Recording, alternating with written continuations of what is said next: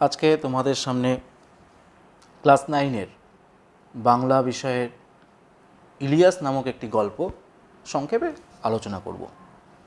ইলিয়াস গল্পটির নাম। গল্পটির প্রধান চরিত্রও ইলিয়াস নামক একজন ব্যক্তি। ইলিয়াস এই গল্পটি লিখেছেন রাশিয়ান একজন বিখ্যাত সাহিত্যিক লিও তলস্তয়। গল্পটাকে এই যে লিও তলস্তয়ের লেখা ইলিয়াস, এই গল্পটাকে বাংলায় অনুবাদ করেছেন মনীন্দ্র দত্ত। মনীন্দ্র দত্ত। গল্পটি 23 টেলস নামক গল্প সংকলন থেকে সংগৃহীত। গল্পটি আলোচনা করছি, টেক্সট পড়ছি। উফা প্রদেশের ইলিয়াস নামে একজন বাস্কির বাস করত। উফা প্রদেশে ইলিয়াস নামে একজন বাস্কির বাস করত। উফা প্রদেশ হচ্ছে পশ্চিম রাশিয়ার বাস্কির প্রজাতন্ত্রের একটা রাজধানী, অথবা বাস্কার্তস্তান প্রজাতন্ত্রের রাজধানী উফা প্রদেশ। আবার বলা যায় বেলাইয়া বা বেলায়া এবং উফা, এই দুই নদীর যে মিলনস্থলটা রয়েছে, যে জায়গাটা রয়েছে, যে অঞ্চলটা রয়েছে, সেই অঞ্চলটা উফা প্রদেশ নামে পরিচিত। সেখানকার যে বাসিন্দা, যারা বাস্কির, সেখানকার মুসলিম সম্প্রদায় বা জনগোষ্ঠী ছিল বাস্কির সম্প্রদায়। সেই বাস্কির সম্প্রদায়ের মানুষ ছিলেন ইলিয়াস। ইলিয়াসের বিয়ের 1 বছর পরে যখন তার বাবা মারা গেল, তখন সে না ধনী না দরিদ্র। বোঝা যাচ্ছে পিতা যখন মারা গিয়েছিলেন ইলিয়াসের বিয়ের 1 বছর পরে, তার বিয়ের 1 বছর পরে যখন বাবা মারা গেলেন, তখন তার অবস্থা খুব একটা ভালো ছিল না, খুব একটা মন্দও ছিল না, মধ্যবিত্ত বলতে পারো। 7টা ঘটকি অর্থাৎ মেয়ে ঘোড়া, স্ত্রী ঘোড়া, 2টা গরু আর 20টা ভেড়া, এই তার যা কিছু বিষয় সম্পত্তি। তাহলে তার বিষয় সম্পত্তি কী কী ছিল? 7টা ঘটকি, 2টো গরু আর 20টি ভেড়া, মনে রাখতে হবে।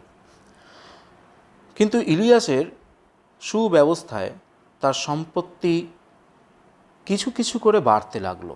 সুব্যবস্থায় অর্থাৎ সুব্যবস্থা বলতে সে যত্নশীল হয়েছিল। তার পিতার রেখে যাওয়া সম্পত্তিকে বাড়ানোর জন্য প্রচুর পরিমাণে চেষ্টা করেছে। সে আর তার স্ত্রী সকলের আগে ঘুম থেকে ওঠে আর সকলের পরে ঘুমোতে যায়। সকাল থেকে রাত পর্যন্ত কাজ করে, ফলে প্রতি বছরই তার অবস্থার উন্নতি হতে লাগলো। অর্থাৎ স্বামী স্ত্রী উভয়ে ভীষণ পরিশ্রমে তাদের আয় উন্নতি আস্তে আস্তে বাড়াতে লাগলো। এইভাবে 35 বছর পরিশ্রম করে সে প্রচুর সম্পত্তি করে ফেলে। তখন তার 200 ঘোড়া, 150 গরু মোষ আর 1200 ভেড়া। 35 বছর আর পরিশ্রম করে তার একটা অনেক অঙ্কে বা একটা বিশাল পরিমাণ সম্পত্তির মালিক হয়ে যায় সে। কী 200টি ঘোড়া হয়ে যায় 200, 150টি গরু মোষ হয়ে যায় 150, আর 1200টি ভেড়া হয়ে যায়। ভাড়াটে মজুররা তার গরু ঘোড়ার দেখাশোনা করে। ভাড়াটে মজুর, টাকার বিনিময়ে পারিশ্রমিক দিয়ে যে কর্মচারী রাখা হয় তাদেরকে মজুর বলা হয়েছে। তাহলে ভাড়াটে মজুররা তার গরু ঘোড়ার দেখাশোনা করে, আর ভাড়াটে মজুরানিরা অর্থাৎ মহিলা যে কর্মচারীরা রয়েছে তারা কি করে? দুধ দোয়, অর্থাৎ গরু বা ভেড়া এদের দুধ দোয়, কুমিশ, মাখন আর পনির তৈরি করে। কুমিশ, মাখন আর পনির তৈরি করে। কুমিশ কি? ঘটকি অথবা ভেড়ার যে দুধ তাকে ফেনিয়ে আর এক প্রকার পানীয় তৈরি করা হয়, শরবতের মতন একটা শরবত তৈরি করা হয়, সেটাকেই বলা হয় কুমিস। আর কি করে, মাখন আর পনিরও তৈরি করে এই মহিলা কর্মচারীরা। মোট কথা, ইলিয়াসের তখন খুব বলবলাও মানে প্রচুর নাম ডাক। পাশের সকলেই তাকে ঈর্ষা করে। ঈর্ষা মানে হিংসা করছে, হিংসা করছে, অর্থাৎ ওর খুব হয়ে যাচ্ছে ভালো ভালো, ওর এত পরিশ্রম করছে আর এত উন্নতি হচ্ছে, সব কিছুই ভালো হচ্ছে, এই দেখে নিয়ে আশেপাশের লোকেরা হিংসা করতে শুরু করেছে ইলিয়াসের প্রতি। আর হিংসাবশত সেই সমস্ত লোকেরা কি বলে, ইলিয়াস তো ভাগ্যবান পুরুষ, কোনো কিছুরই অভাব নেই, ওর তো মরবারই দরকার নেই। অর্থাৎ সকলেই আর তার প্রতি ভীষণ হিংসা শুরু করে দেয় যে ওর এত কিছু হয়ে যাচ্ছে, এত কিছু রয়েছে ওর, এইভাবে আর তারা হিংসা করতে শুরু করে সকলে। ক্রমে ভালো ভালো লোকের সঙ্গে তার পরিচয় হতে লাগলো। অর্থাৎ ইলিয়াসের যখন খুব নামডাক হয়ে গেছে, দূর দূরান্ত থেকে আর সব লোকের সঙ্গে তার এখন পরিচয় আস্তে আস্তে বৃদ্ধি পাচ্ছে। দূর দূরান্ত থেকে অতিথিরা তার সঙ্গে দেখা করতে আসে। সকলকেই স্বাগত জানিয়ে সে তাদের ভোজ্য অর্থাৎ খাওয়ার ভোজ্য পানীয় দিয়ে সেবা করে। অর্থাৎ যে যেখান থেকে আসে তাদেরকে ওয়েলকাম করে এবং সুন্দর আপ্যায়ন করে, যা যেটা লাগবে খাওয়ার দাওয়া সব যত্ন করে খুব দিয়ে। যে যখনই আসুক, কুমিস, চা, শরবত আর মাংস সব সময় হাজির, কোনো কিছুতেই ঘাটতি নেই। অতিথি আসা মাত্র সব কিছু তার সামনে প্রেজেন্ট। অতিথি এলেই একটা বা দুটো ভেড়া মারা হয়, সংখ্যায় বেশি হলে ঘটকিও মারা হয়। ঘটকি অর্থাৎ মেঘ বা স্ত্রী ঘোড়া, অর্থাৎ যখন সংখ্যা কম থাকে তখন ভেড়া দিয়ে চালিয়ে দেয়, আর যদি সংখ্যায় বেড়ে যায় তাহলে ঘটকি অর্থাৎ মেঘ ঘোড়াকেও কেটে তারপর মাংস তৈরি করে খাওয়ানো হয়। ইলিয়াসের 2 ছেলে 1 মেয়ে, তাহলে ইলিয়াসের সন্তান 2টি ছেলে এবং 1টি মেয়ে, সকলেরই বিয়ে হয়ে গেছে। ইলিয়াস যখন গরিব ছিল, ছেলেরা তার সঙ্গে কাজ করত, গরু ভেড়া চড়াতো, অর্থাৎ মাঠে গরু টরু নিয়ে যেত ঘাস টাস খাওয়াতে। কিন্তু বড়লোক হওয়ার পরে তারা আয়েশি হয়ে উঠল। আয়েশি মানে আরামপ্রিয়।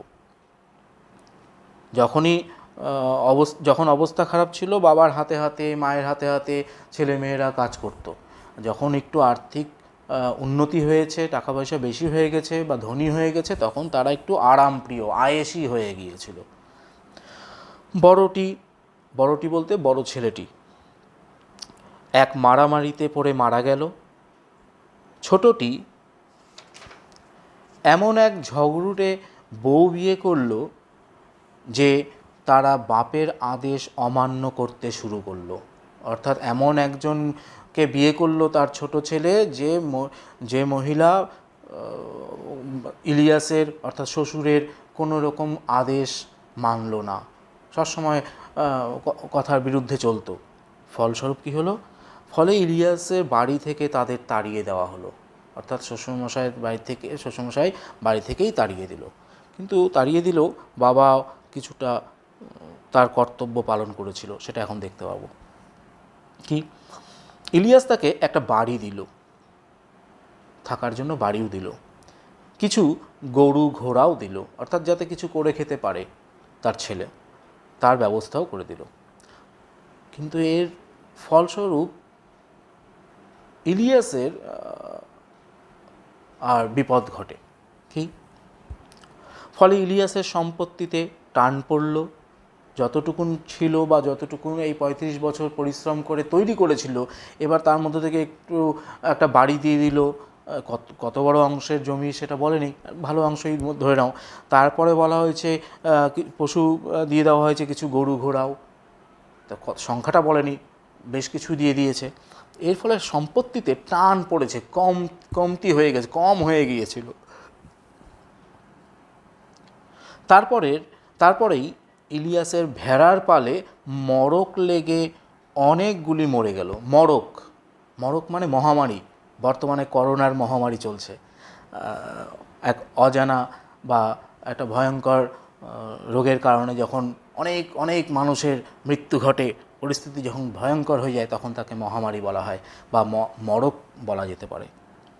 তো এখানে তখন কী হয়েছিল, ইলিয়াসের যে ভেড়াগুলো ছিল, সে ভেড়ার পালে অর্থাৎ ভেড়া যতগুলো ছিল তাদের মধ্যে আর মরক লেগে গেছিলো, রোগে মারা যাচ্ছিল বহু ভেড়া। তার পরের বছর দেখো সম্পত্তি কমা শুরু হয়েছে। এক তো তার ছোট ছেলেকে দিয়ে দিয়েছে কিছুটা, এরপরে ভেড়ার মরক লেগেছে, মানে কি অনেক সংখ্যায় আর ভেড়া মারা গিয়েছে। তারপরের বছর দেখা গেল দুর্ভিক্ষ। দুর্ভিক্ষ মানে খাদ্যের অভাব বা বিভিন্ন রকম প্রাকৃতিক দুর্যোগ হতে পারে বা অন্যরকম দুর্যোগও হতে পারে, খাদ্যের অভাব, অনেক কিছুর অভাব দেখা দিয়েছে। তার ফলে কী হয়েছিল, খড় পাওয়া গেল না। ধান গাছের ধান ছাড়িয়ে দেওয়ার পরে যে ধান গাছটা আছে সেটা শুকিয়ে যাওয়ার পরে তাকে খড় বলা হয়। তো এগুলা পশু, গরু, মোষ, ভেড়া খায় কিনা, গরু মোষ তো খাই, তো এরকম পশুরা খায়। তো এই খাদ্যের অভাবটাও হয়ে গেছিল, ফলে সেই বছর শীতকালে অনেক গরু মোষ না খেয়ে মরে গেছে। তারা আরও সম্পত্তি কমে যেতে শুরু করলো। তারপর কী হলো, তারপর কিরবিজ এক প্রকার যাযাবর এবং দস্যু ছিলেন তারা। যাযাবর প্রকৃতির তারা দস্যু ছিলেন, অর্থাৎ কোনো নির্দিষ্ট বাসস্থান ছিল না, আর যেখানে সেখানে ডাকাতি করে চুরি চামারি করে আর জীবিকা নির্বাহ করতো বা বেঁচে থাকতো তারা। তো এই কিরবিজরা কী করলো, এই কিরবিজরা তার সবচাইতে ভালো ঘোড়াগুলো চুরি করে নিয়ে গেল। অবস্থা আরও শোচনীয়। ইলিয়াসের অবস্থা খারাপ হয়ে পড়ল। যত তার অবস্থা পড়তে লাগলো, ততই তার শরীরের জোর কমতে লাগলো। স্বাভাবিক, আয় উন্নতি যখন কমতে থাকছে তখন তো শারীরিক মানসিক সব রকম পরিস্থিতি তার খারাপ হতে মানুষের হয়, সেরকম তারও হয়েছে। এমনই করে 70 বছর বয়সে ইলিয়াস বাধ্য হয়ে তার পশমের কোট, কম্বল, ঘোড়ার ঘোড়ার পিঠে বসার জন্য যে চামড়ার তৈরি আসন থাকে সেটাকে জিন বলা হয়, সেই ঘোড়ার তাঁবু এবং সবশেষে গৃহপালিত পশুগুলোকে বিক্রি করে দিয়ে দুর্দশার একেবারে চরমে নেমে গেল। পরিস্থিতি আরও ভয়ঙ্কর, অর্থাৎ এমন পরিস্থিতি যে তার একটা করে আর সব কিছু বিক্রি করে দিতে হয়েছে। কোনো কিছুই আর, খুব কম যেগুলো আছে পরে দেখাবো, তো একদম কম, কিছুই নেই। আসল জিনিসগুলো, দামি জিনিসগুলো সব আস্তে আস্তে বিক্রি করে তার পেট চালাতে হয়েছে, তার জীবনটাকে বাঁচানোর চেষ্টা করেছে। আসল অবস্থা বুঝে ওঠার আগেই সে একেবারে সর্বহারা হয়ে পড়ল, অর্থাৎ নিঃস্ব, কিচ্ছু নেই আর। ফলে বৃদ্ধ বয়সে স্বামী স্ত্রীকে অজানা লোকের বাড়িতে বাস করে তাদের কাজ করে খেতে হতো। তাহলে 70 বছর বয়সে এমন অবস্থা হলো যে তারা অজানা লোকের বাড়িতে তারা কাজ করতো এবং বেঁচে থাকার চেষ্টা করতে শুরু করলো। সম্বলের মধ্যে, অর্থাৎ সর্বশেষ যেটুকু রয়েছে, সম্বলের মধ্যে শুধু রইল কাঁধে একটি বোচকা বলতে পুটলি বা পটলি, কাপড়ের তৈরি থলে। এই বোচকা, তাতে কি ছিল? তাতে ছিল একটা লোমের তৈরি কোট, টুপি, জুতো আর বুট। এই সমস্ত জিনিসগুলো তার ছিল। আর কি ছিল? আর তার বৃদ্ধা স্ত্রী শ্যামাগী, পুটুলির মধ্যে নয়, তার সহধর্মিণী ছিলেন শ্যামাগী, অর্থাৎ তার স্ত্রী, ইলিয়াসের স্ত্রীর নাম শ্যামাগী। বিতাড়িত পুত্র অনেক দূরে চলে গেছে, মেয়েটিও মারা গেছে, অর্থাৎ এক ছেলে তো মারা গেছেই, এদিকে এখন জানা যাচ্ছে তার মেয়েও মারা গেছেন। আবার যে ছেলেকে বিতাড়িত মানে তাড়িয়ে দিয়েছে, সে কোথায় গেছে, অনেক দূরে চলে গেছে, কোনো খোঁজ খবর নেই। বৃদ্ধ দম্পতিকে সাহায্য করবার আর কেউ নাই, একাকী। এই বৃদ্ধ বয়সে একদম একা হয়ে পড়েছে। মোহাম্মদ শাহ মোহাম্মদ শাহ নামে এক প্রতিবেশীর করুণা হলো বুড়ো বুড়ির জন্য। বুড়ো বুড়ি বলতে আমাদের ইলিয়াস এই গল্পের প্রধান চরিত্র এবং তার স্ত্রী শামশামাগিকে দেখে মোহাম্মদ শাহ নামক একজন ব্যক্তির একটু দয়া মায়া হয়েছে। সে নিজে ধনীও নয়, গরিবও নয়, অর্থাৎ সেও মধ্যবিত্ত পরিবারের একজন লোক, তবে থাকতো সুখে, আর লোকও ভালো। মোহাম্মদ শাহের কথা বলেছে। ইলিয়াসের অতিথি বৎসলতার কথা স্মরণ করে তার খুব দুঃখ হলো। অর্থাৎ সে জানতো, মোহাম্মদ শাহ জানতো যে ইলিয়াস নামক ব্যক্তিটি খুব ভালো ছিলেন এবং অতিথি সৎকার, মানে অতিথি যে আসলে অতিথি বৎসলতা যেটা রয়েছে, অতিথিদেরকে সুন্দরভাবে রাখা, তাদেরকে সেবা যত্ন করা, এটা খুব যে ভালোভাবে করতেন তিনি, সেটা তিনি জানতেন। আর সেটা মনে পড়ছে তার এখন মোহাম্মদ শাহের, আর তার জন্য দুঃখ কষ্ট হচ্ছে একটু।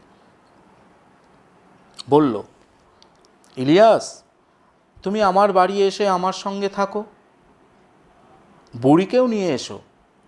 অর্থাৎ ইলিয়াস এবং তার স্ত্রীকে তার বাড়িতে থাকার জন্য অনুরোধ করলো। তার সঙ্গে বলছে আরও কিছু। কি বলছে? যতটা ক্ষমতায় কুলোয় গ্রীষ্মে আমার তরমুজের ক্ষেতে কাজ করবে, আর শীতকালে গরু ঘোড়াগুলোকে খাওয়াবে। অর্থাৎ তোমার শরীরে যতটুকুন ক্ষমতা রয়েছে তোমাদের, ততটুকুনই তোমরা কাজ করার চেষ্টা করো। কি কি করবে সেটাও এখানে নির্দেশ করে দিল। টেক্সট ফলো করবে পরে আবার। আমি তোমাদের দুজনেরই আরেকটু আছে, কি বলেছে তারপরে, শামশামাগিও ঘটকিগুলোকে দুইতে পারবে, অর্থাৎ ঘটকির দুধ দইবে, কুমিজ তৈরি করতেও পারবে। অর্থাৎ তিনি এক প্রকার কাজ করতে পারবেন, তার স্ত্রীও আরেক প্রকার কাজ করতে পারবেন। উভয়ে কাজের সঙ্গে যুক্ত থাকলে ভালো থাকবেন, শরীরও ভালো থাকবে হয়তো। এই কারণে এই কথাগুলোও বলেছে, যদি পারো, শরীর যদি সামর্থ্য হয় তাহলেই করবে। আমি তোমাদের দুজনেরই খাওয়া পড়া দেব, অর্থাৎ থাকা খাওয়ার ব্যবস্থা করে দিচ্ছে। এছাড়া যদি কখনো কিছু লাগে বলবে, তাও দেব। খুব সুন্দর কথা বলেছে। ইলিয়াস প্রতিবেশীকে ধন্যবাদ দিল। সে আর তার স্ত্রী মোহাম্মদ শাহর বাড়িতে ভাড়াটে মজুরের মতো কাজ করে খেতে লাগলো। প্রথমে বেশ কষ্ট হতো, কিন্তু ক্রমে ক্রমে সব সয়ে গেল। সয়ে মানে সহ্য করতে বা মানিয়ে নিতে পারল। কষ্ট তো হবেই, প্রভু ছিল বা কর্তা ছিলেন, মালিক ছিলেন, হঠাৎ করে তার নিঃস্ব হওয়ার কারণে আজকে লোকের বাড়িতে কাজ করতে হচ্ছে, কষ্ট তো একটু হবেই। সেই কষ্টটার কথা বলছে, কিন্তু মানিয়ে নিতে পেরেছে, তিনি মানিয়ে নিয়েছেন, তারা উভয়ই। যতটা পারত কাজ করত আর থাকত। বুড়ো বুড়িকে রেখে মোহাম্মদ শাহরও ভালো হলো, কারণ নিজেরা একদিন মনিব ছিল বলে সব কাজই তারা ভালোভাবে করতে পারত। অর্থাৎ মনিব মানে প্রভু বা কর্তা, মালিক বলতে পারি। যেহেতু তারা এতদিন মালিকের ভূমিকায় ছিল, নিশ্চয়ই সব কিছু জানে, কোনটা কীভাবে করতে হয় না করতে হয় সব কিছু তাদের নখদর্পণে খুব ভালো জানে। সেটাতে রাখাতে তাদের উপকারী হয়েছে, তার মোহাম্মদ শাহের উপকারী হয়েছে। এরপরে বলেছে, তাছাড়া তারা অলস নয়। তারা বলতে এখানে ইলিয়াস এবং তার স্ত্রীর কথা বলেছে। সাধ্যমতো কাজও করত। তবু এই সম্পন্ন মানুষ দুটির দুরবস্থা দেখে মোহাম্মদ শাহর দুঃখ হতো। অর্থাৎ সম্পন্ন বলতে ধনবান বিত্তশীল ব্যক্তি উদ্দেশ্যে এখানে কে লক্ষ্য করে বলেছে কি, এই সম্পন্ন মানুষ দুটির, অর্থাৎ এই যে ধনী মানুষ দুটি যে ছিল, এককালে ধনী ছিল, তাদেরকে দেখে তার একটু কষ্ট হচ্ছে, দুঃখ হচ্ছে। একদিন মোহাম্মদ শাহর একদল আত্মীয় অনেক দূর থেকে এসে তার বাড়িতে অতিথি হলো। কার বাড়িতে? মোহাম্মদ শাহর বাড়িতে। তাদের মধ্যে একজন ছিল মোল্লা। মুসলিম যে পণ্ডিত, তাদেরকে বলা হয় মোল্লা, বা বিশ্বাসযোগ্য পণ্ডিত ব্যক্তিকেও বলা হয় মোল্লা, মুসলমানদের। মোহাম্মদ শাহ ইলিয়াসকে একটা ভেড়া এনে মারতে বলল, অর্থাৎ অতিথিরা এসেছে, তাদের সেবা যত্ন করাতে হবে, তার কারণে ভেড়া কেটে মাংস, দেখো মাংসটা কীরকম হয়। ইলিয়াস তার চামড়া ছাড়িয়ে সেদ্ধ করে অতিথিদের কাছে পাঠিয়ে দিল, অর্থাৎ জাস্ট বয়েল করলো। সেই বয়েল মাংস তাদের কাছে পাঠিয়ে দিল। অতিথিরা খাওয়া দাওয়া করলো, চা খেলো, তারপর কুমিস এ হাত দিল। কুমিস বলতে শরবত জাতীয়। মেঝে অর্থাৎ শান, নিচে মেঝে কম্বলের উপরে পাতা কুশনে গৃহস্বামীর সঙ্গে বসে অতিথিরা বাটি থেকে কুমিস পান করতে করতে গল্প করছিল। তো এখানে একটা কথা আছে কুশনে। কুশন বলে হেলান দিয়ে বসার একটা আরামদায়ক গদি। তো সেইখানে আর অতিথিরা বসে নিয়ে কুমিস পান করছিল আর গল্প করছিল। এমন সময় কাজ শেষ করে ইলিয়াস দরজার পাশ দিয়ে যাচ্ছিল। তারা যেখানে বসে গল্প করছিল তার পাশে যে দরজা ছিল, দরজার পাশ দিয়ে যাচ্ছিল।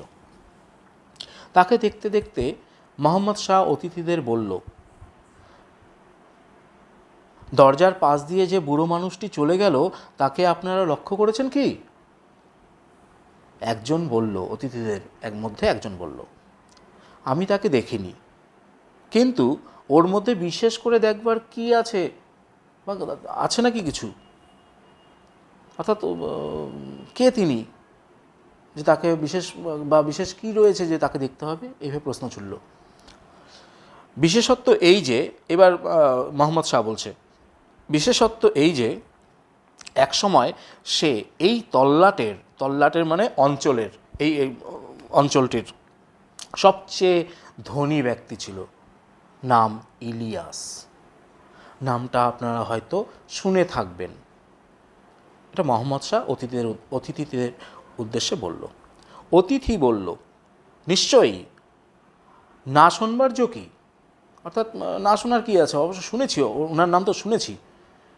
লোকটিকে কখনোই চোখে দেখিনি, কিন্তু তার সুনাম ছড়িয়েছিল বহুদূর। অতিথিও ইলিয়াসকে জানে, মানে দেখেননি কোনোদিনও, কিন্তু জানে, নাম শুনেছে, নাম ডাক খুব, তো তাই যে বলবোলাও, প্রথম একটু আগেই বলা ছিল, বলবোলাও ইলিয়াসের খুব মানে নাম ডাক, সেই নাম ডাকের কারণেই তারাও শুনেছিল। মোহাম্মদ শাহ বলছে এবার, অথচ আজ তার কিছু নেই। আমার কাছে মজুরের মতো থাকে, আর তার স্ত্রী আমার ঘটকিদের দুধ দোয়। অর্থাৎ তাদের যে আজকে শোচনীয় অবস্থা সেটা তাদের সামনে উপস্থিত করল। অতিথি সবিস্ময়ে জিভ দিয়ে চুকচুক শব্দ করল, অর্থাৎ এই চুকচুক শব্দের মানে হচ্ছে দুঃখ প্রকাশ করা।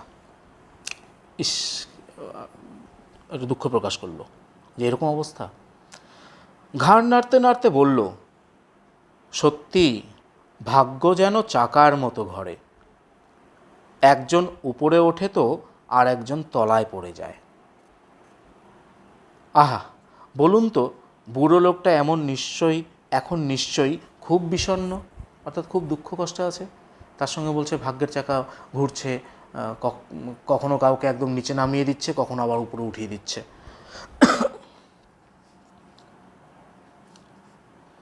কি এবার মোহাম্মদ শাহ বলছে আবার, কি জানি, খুব চুপচাপ আর শান্ত হয়ে থাকে, কাজও করে ভালো। অতিথি বলছে এবার, লোকটির সঙ্গে একটু কথা বলতে পারি কি? জীবন সম্পর্কে ওকে কিছু জিজ্ঞাসা করতে চাই আমি।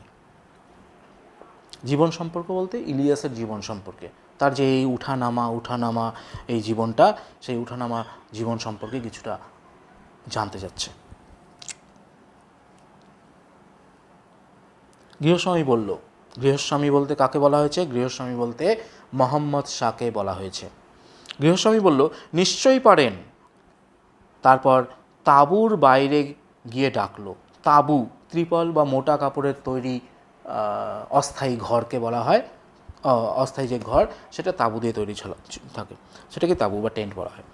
তো সেখান থেকে বেরিয়ে, তাঁবু থেকে বাইরে বেরিয়ে এসে ডাকছে, বাবাই বাবাই।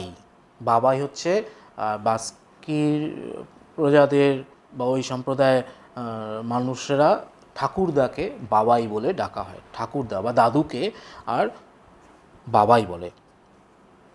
একবার এদিকে এসো তো, তোমার বুড়িকেও সঙ্গে নিয়ে এসো, আমাদের সঙ্গে একটু কুমিশ পান করবে।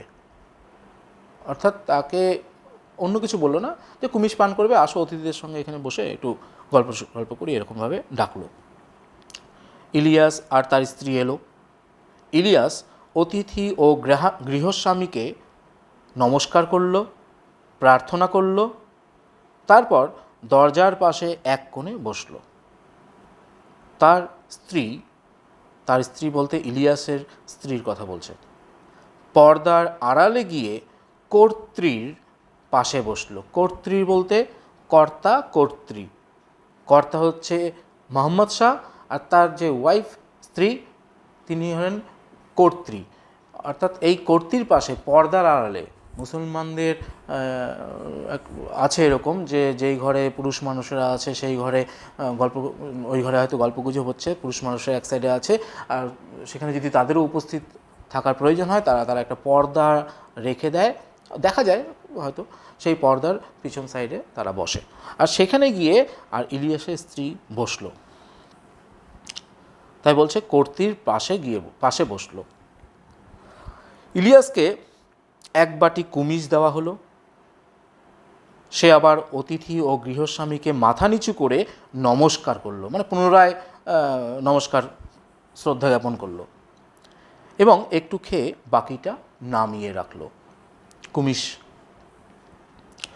অর্থাৎ শরবত বা পানীয় এক প্রকার। অতিথি তাকে জিজ্ঞাসা করল, আচ্ছা বাবাই, আমাদের দেখে তোমার অতীত জীবনের সুখ সমৃদ্ধির কথা স্মরণ করে এবং এখনকার দুরবস্থার কথা ভেবে কি খুব কষ্ট হচ্ছে?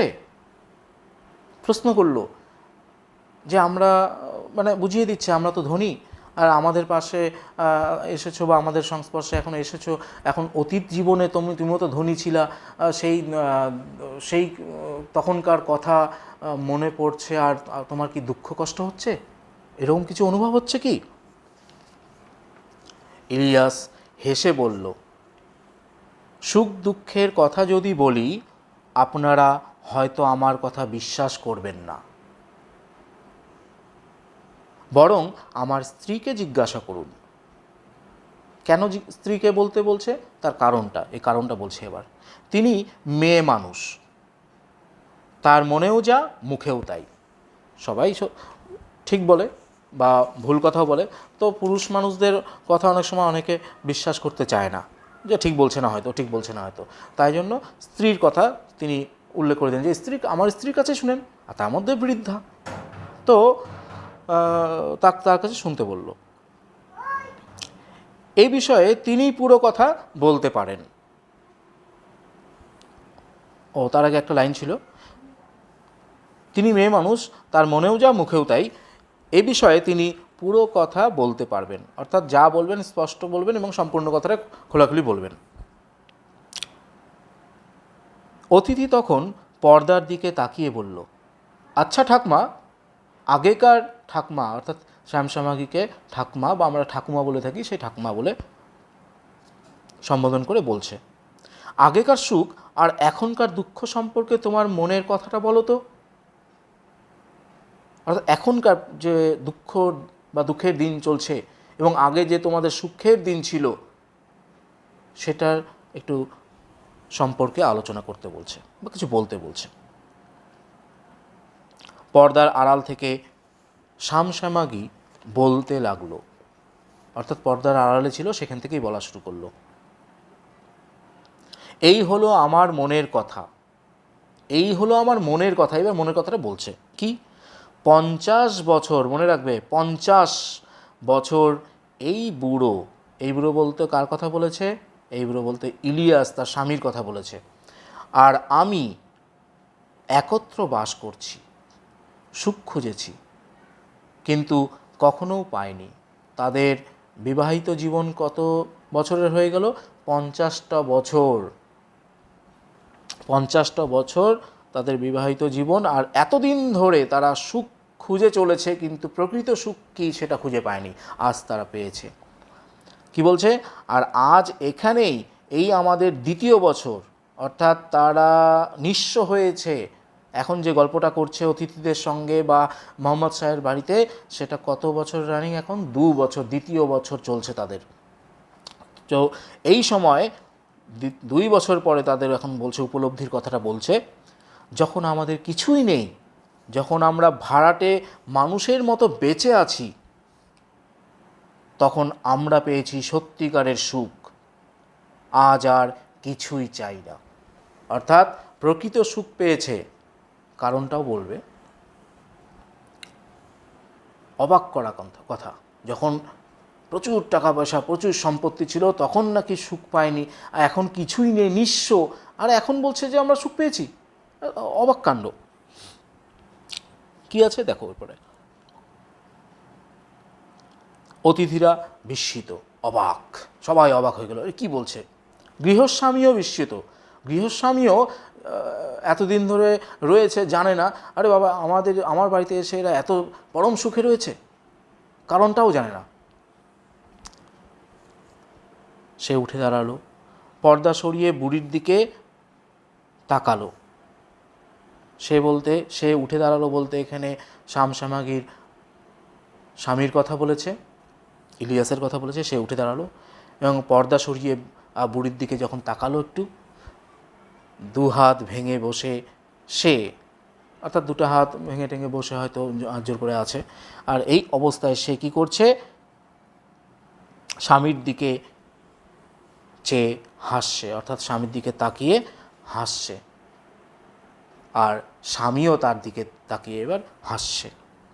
উভয়ের দিকে তাকিয়ে হাসলো। বুড়ি আবার কথা বলল, আর একটা কথা বলছে, আমি সত্য কথাই বলছি, তামাশা করছি না। অর্থাৎ কোনো ঠাট্টা মজা করছি না, আমি যা বলছি প্রকৃত কথা বলছি, সত্যি কথা বলছি আমি। অর্ধ শতাব্দী, একটু আগে বলা হলো 50 বছর তাদের বিবাহিত জীবন, সেই যে অর্ধ শতাব্দী মানেও 50 বছর। তো অর্ধ শতাব্দী ধরে আমরা সুখ খুঁজেছি।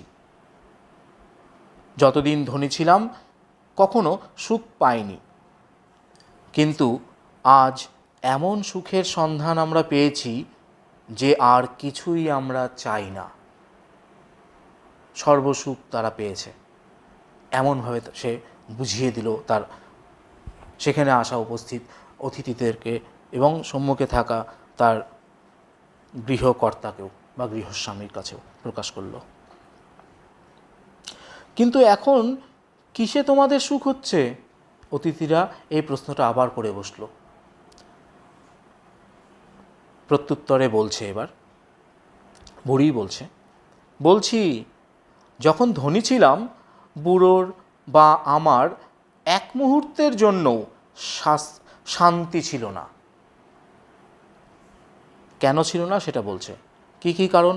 কথা বলবার সময় ছিল না, অন্তরে কথা ভাববার সময় ছিল না, অর্থাৎ নিজের মনে মনে যে কিছু ভাববে, কিছু ভেবে করবে, সেটা ভাবার সময়টাও ছিল না, এত চাপ ছিল। ঈশ্বরের কাছে প্রার্থনা করবার সময়টাও ছিল না তাদের কাছে। দুশ্চিন্তারও অন্ত ছিল না। আবার দুশ্চিন্তাও ছিল। কি দুশ্চিন্তা? হয়তো অতিথিরা এলেন, এক দুশ্চিন্তা। কি? অতিথিরা আসলে আবার দুশ্চিন্তা? হ্যাঁ, দুশ্চিন্তা আছে। কি দুশ্চিন্তা সেটা বলছে।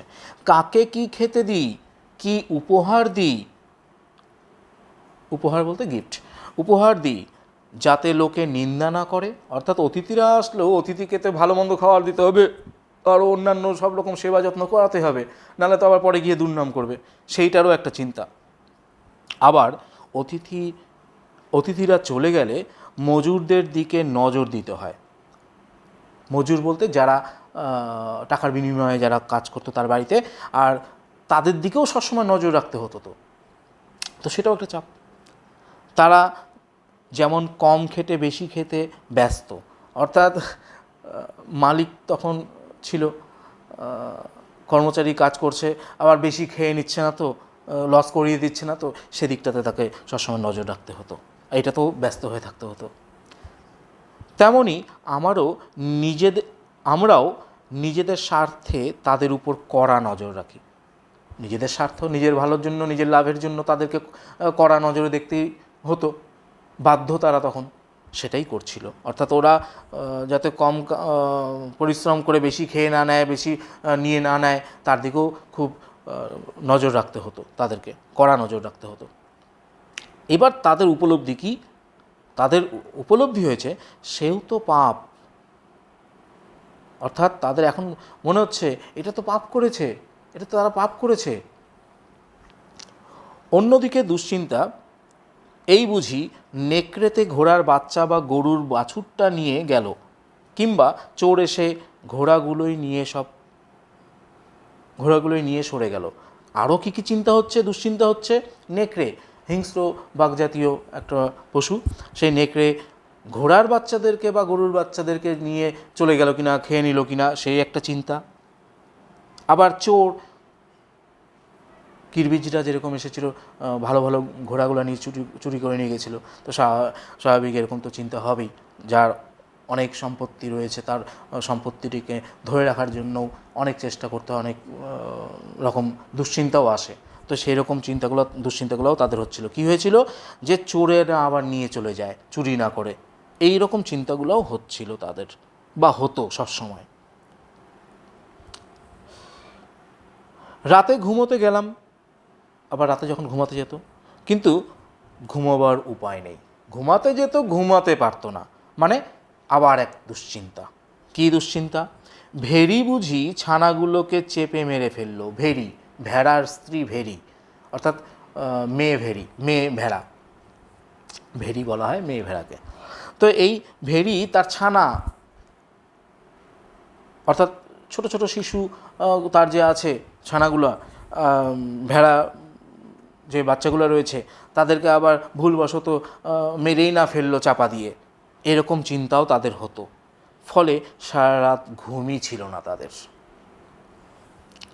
একটা দুশ্চিন্তা পেরোতেই আরেকটা এসে তার মাথা চারা দিত, অর্থাৎ দুশ্চিন্তার শেষ ছিল না, একটার পর একটা ধাপে ধাপে তাদের যেন দুশ্চিন্তা সবসময় তাদের সঙ্গে জড়িত ছিল। আরও ছিল কি? শীতের জন্য যথেষ্ট খড় মজুদ আছে তো?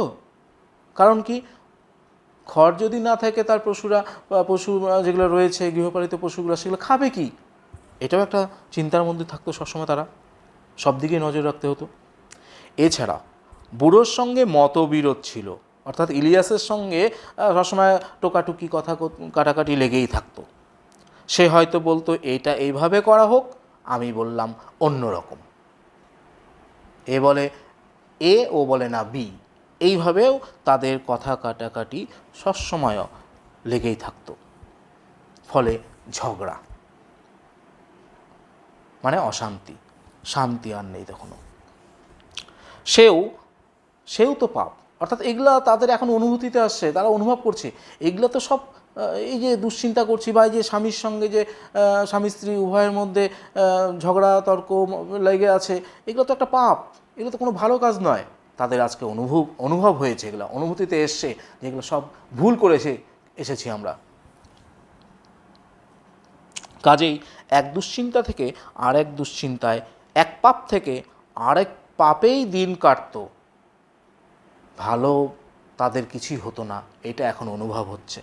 সুখী জীবন কাকে বলে কোনো দিন বুঝিনি, তারা অনুভবই করেনি, কেন? তারা ব্যস্ত জীবন, সেই ব্যস্ততার মাধ্যমে তারা দিন রাত 24 ঘন্টা কাটিয়ে গেছে, বুঝতেই পারেনি যে সুখ কোনটা। আর এখন বলছে, আর এখন বুড়ো আর আমি একসঙ্গে সকালে উঠি, অর্থাৎ আগে সকালেও একসঙ্গে উঠতো না, এখন একসঙ্গে উঠছে। দুটো সুখ শান্তির কথা বলি, অর্থাৎ উঠে তারা একসঙ্গে গল্পগুজব করতে পারছে এখন, যেটা আগে পারতো না। ঝগড়াও কিছু নেই, দুশ্চিন্তাও কিছু নেই, অর্থাৎ এখন বলার নেই এটা করো, ও বলে ওটা করো, এরকম আর নেই। সহজ সরল সাধারণ জীবন তাদের এখন।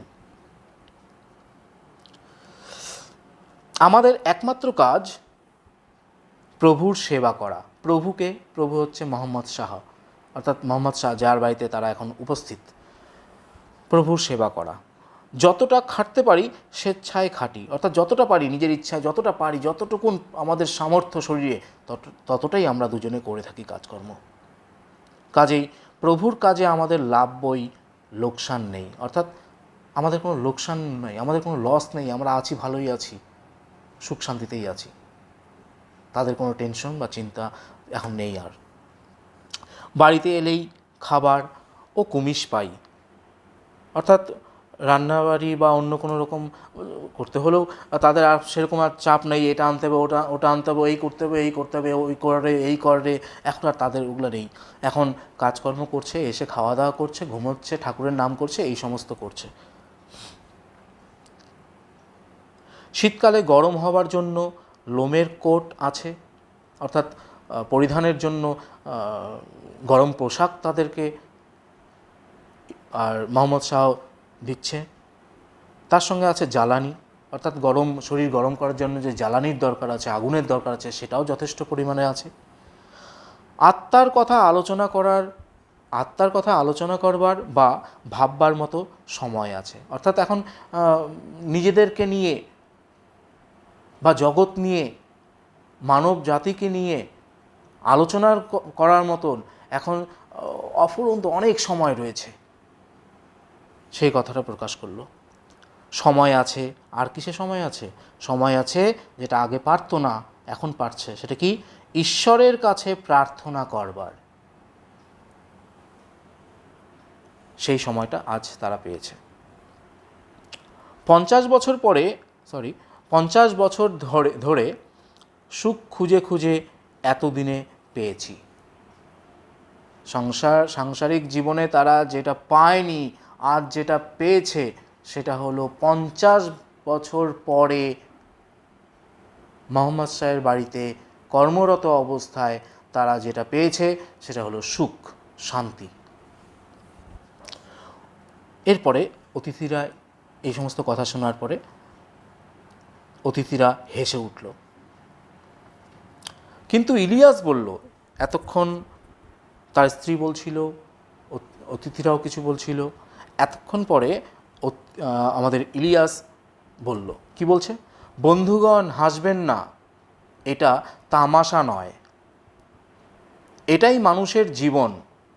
আমার স্ত্রী আর আমি অবুঝ ছিলাম, তাই সম্পত্তি হারিয়ে কেঁদেছিলাম। সেও বুঝেছে প্রকৃত শান্তি, সুখ বর্তমানে আছে, সেই কারণে সেও বলে দিল যে এটা তামাশা করবেন না, হাসি মজা করবেন না বিষয়টাকে নিয়ে। আমার স্ত্রী যা বলেছে ঠিক বলেছে, একদম সত্য কথা বলেছে। ভুল করেছিলাম যেদিন সম্পত্তি হারিয়েছে, সেদিন কেঁদে বা দুঃখ প্রকাশ করে যেটা যা করেছি তা ভুল করেছি। কিন্তু ঈশ্বর আমাদের কাছে সত্যকে উন্মুক্ত করেছে, অর্থাৎ সত্য কি, মানব জীবনে প্রকৃত সুখ কি, সেটাকে উপলব্ধি করিয়েছে বর্তমানে। এই সময়টা নিঃস্ব যখন হয়ে গেছে, অন্যের বাড়িতে কর্মরত অবস্থায় তারা সেটাকে বুঝতে পেরেছে যে প্রকৃত সুখ কাকে বলে। আর সে কথা যে আমরা আপনাদের বললাম তা ফুর্তির জন্য নয়, আপনাদের কল্যাণের জন্য। অর্থাৎ এই সমস্ত কথা যেগুলো বললাম সেটা হেয় করে ফেলে দেওয়ার মতন না, এটা গুরুত্বপূর্ণ কথা, এবং এটা জেনে বুঝে নয়, বা এরকম অবস্থা যে কোনো মানুষেরই হতে পারে। তো এটা নিয়ে হাসি বা ঠাট্টা বা মজা করার নয়।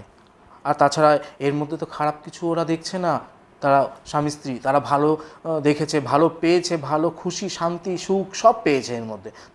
এখানে তামাশা বা মজা করার তো কিছু নেই, সেটাও ইলিয়াস বলে দিল অতিথিদের, সেটা জানালো। এরপরে একটু আগে মোল্লা বলে একটা কথা এসেছে, নাম এসেছিল মোল্লা। মুসলিম আমরা যেরকম হিন্দু পুরোহিত বলে থাকি, ওরকম মুসলমানদের পণ্ডিতদেরকে বলা হয় মোল্লা। তো বলছে মোল্লা সাহেব এবার, তখন মোল্লা বললেন, এটা খুব জ্ঞানের কথা। কোনটা জ্ঞানের কথা? যেগুলো কথা বলল, এই যে হাসি ঠাট্টা করবেন না, ঈশ্বর তাদের কাছে যে উন্মুক্ত করেছে সত্যকে, প্রকৃত সত্যকে, এই সমস্ত বিষয়গুলা। আর বলছে যে এটা খুব জ্ঞানের কথা, ইলিয়াস যা বলল সবই সত্য এবং পবিত্র গ্রন্থে লেখা আছে। অর্থাৎ এটা শুধু মুখের কথা নয়, এটা পবিত্র গ্রন্থে, অনেক গ্রন্থে, ধর্মগ্রন্থে আর হয়তো লেখা আছে, যেটা সম্পর্কে এই মোল্লা সাহেব অতিথিদের সামনে প্রকাশ করল।